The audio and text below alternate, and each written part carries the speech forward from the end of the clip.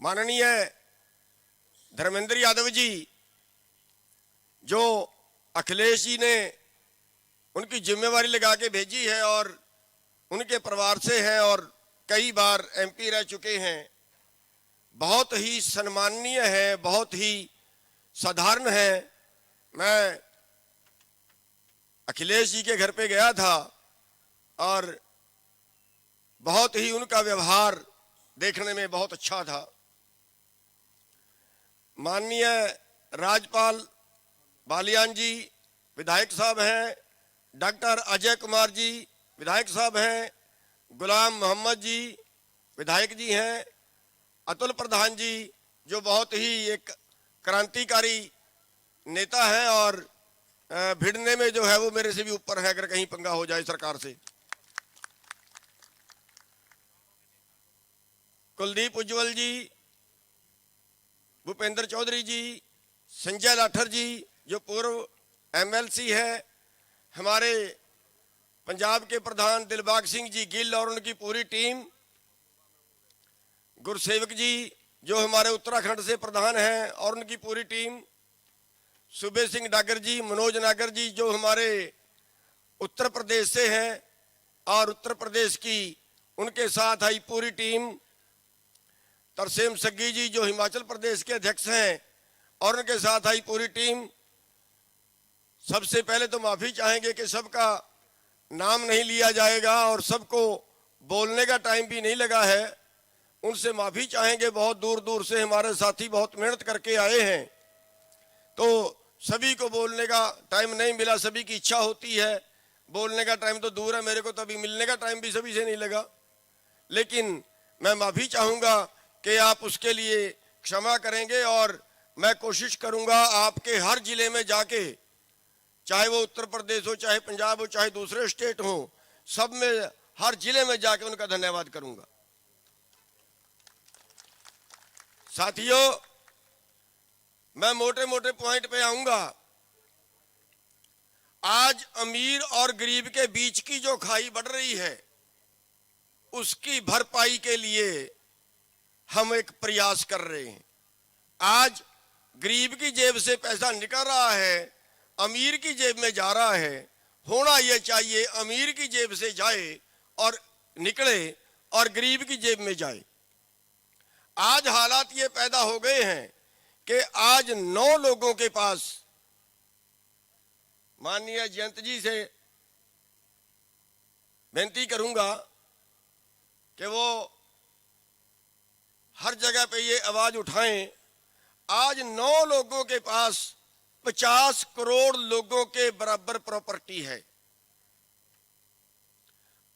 अभी कर्जे में लोग मर रहे हैं और कर्जा माफ हो रहा है बड़ी कंपनियों का, बड़े पूंजीपतियों का। जितना देश के एग्रीकल्चर लोन है, एग्रीकल्चर और एग्रो इंडस्ट्री 2 तरह के लोन हैं, जो एग्रीकल्चर लोन है उसके 2 गुना, मैं बेनती करूंगा, मेरी बड़े पॉइंट वाली बात है, उसके 2 गुना बड़े पूंजीपतियों का माफ किया जा चुका है, 15 लाख करोड़। अगर इसका आधा भी देश के किसानों का माफ कर दिया होता तो आज एक किसान भी कर्जे में ना मरता।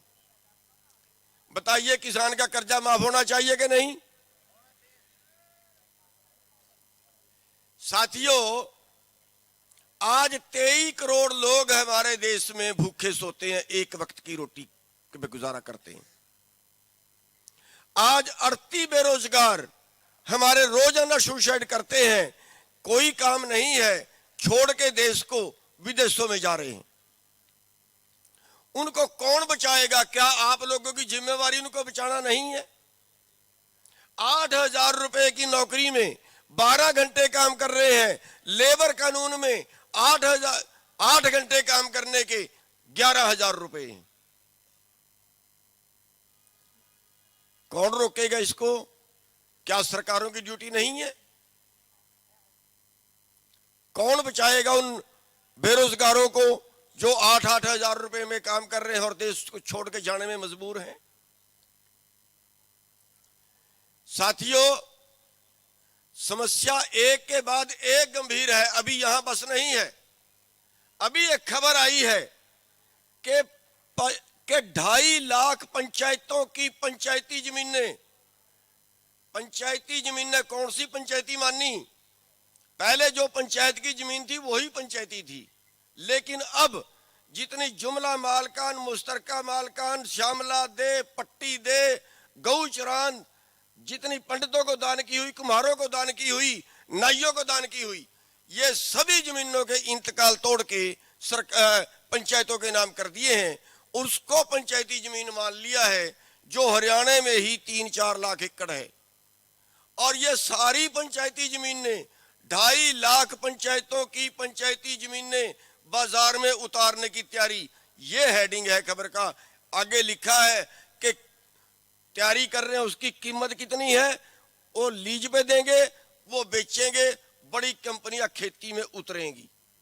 और अगर बड़ी कंपनियां खेती में उतरती हैं तो ये मानो कि मोटे मगरमच्छ छोटी सारी मच्छियों को खाएंगे। आपकी खेती अगले केवल 10 साल की मेहमान है। 10 साल बाद आप किसान नहीं बचोगे, हर चीज में खेती में कब्जा होगा कारपोरेट का। एक और सूचना आई है, डॉक्यूमेंट्स हमारे सामने आए हैं, और वो ये है कि 7-8 बड़े क्लस्टर बना रहे हैं। 50,000 हेक्टेयर का एक क्लस्टर बनेगा। अभी वो फ्रूट में है, अंगूर में है, सेब में है, कई फ्रूटों में है।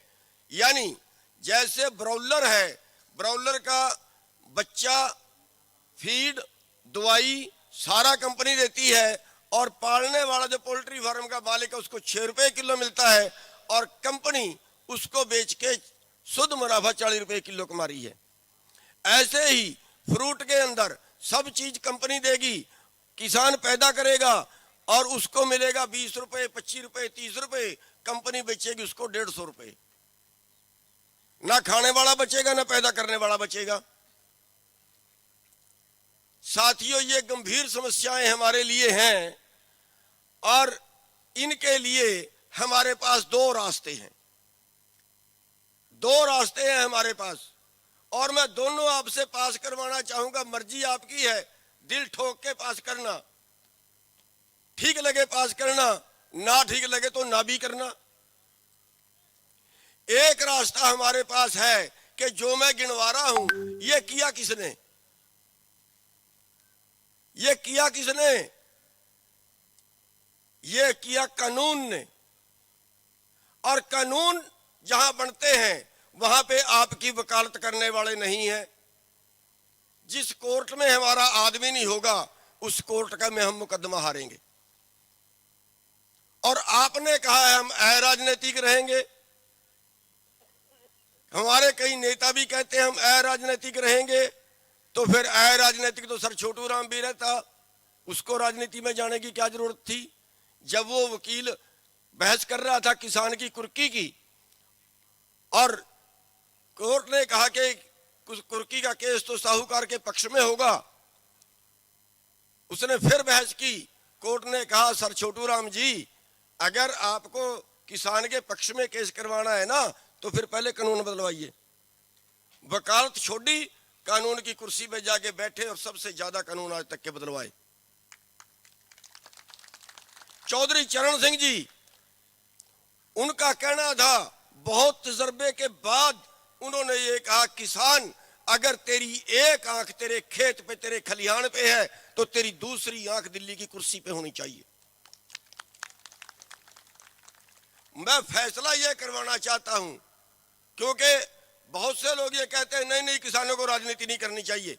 आप कहेंगे तो जरूर राजनीति करेंगे, और आप नहीं कहोगे बिल्कुल नहीं करेंगे। मेरा आज बीच पंचायत वादा, दोबारा गलती नहीं करूंगा।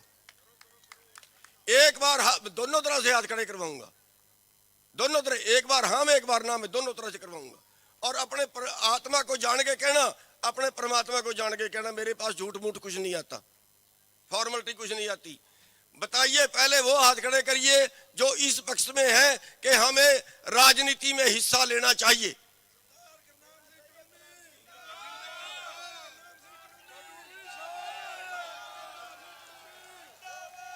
अब दूसरा,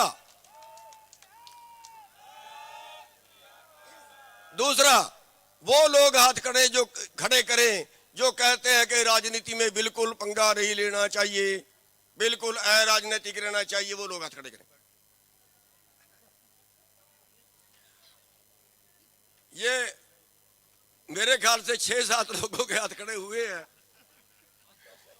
चलिए, एक बात। दूसरी बात, दूसरा रास्ता है कि हम आर पार कर दें। जब लड़ाई करें, जब ग्राउंड पे उतरे तो सिर पे कफन बांध के उतरे। जब लड़ाई करें हम मरने के लिए जाए, ना कि फॉर्मेलिटी करने के लिए, नंबर बनाने के लिए। आज